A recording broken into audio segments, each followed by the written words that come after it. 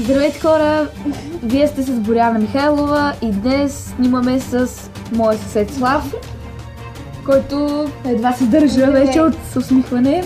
Казва ви здравейте и днес ще играем наистина ли предизвикателство. Първи ще бъде той и аз веднага ще му задам въпроса истина ли или предизвикателство. Предизвикателство. Добре, предизвиквам те. Да застанеш в челна стойка. Давай. Извинете, камерата направи лупинг. Да.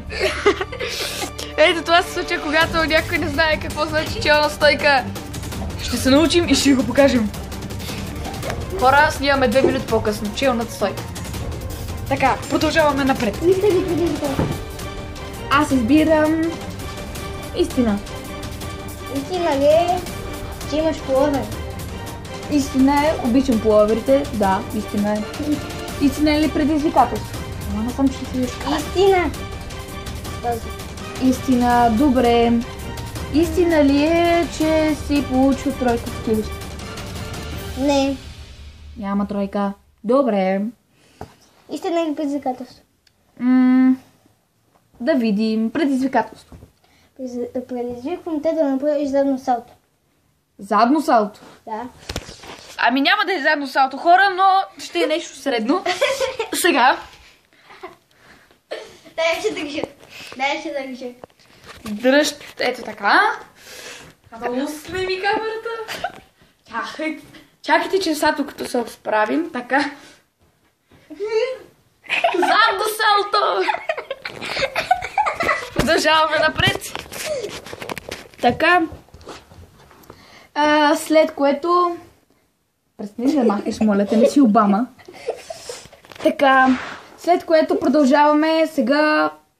Си ти. И аз те питам, истина ли предизвикателство? Истина. Истина, добре. Оспорвано. Гладен ли си? Тишина. Не. Да. Не, да. Да, разбрахме се. Добре, сега съм аз. Истина или предизвикателство? Истина ли е? Тишина. Че имаш двойка по математика. Сега пуска една сълза и аз и казвам, че в 4-ти клас съм имала една двойка. Да. Тъжно е. Аз съм имала сега. Да, една двойка в 5-ти клас. По математика ли? По математика, защото не си бях написала 3 пъти домашно. Да, продължаваме напред. Ти пишете ли 2?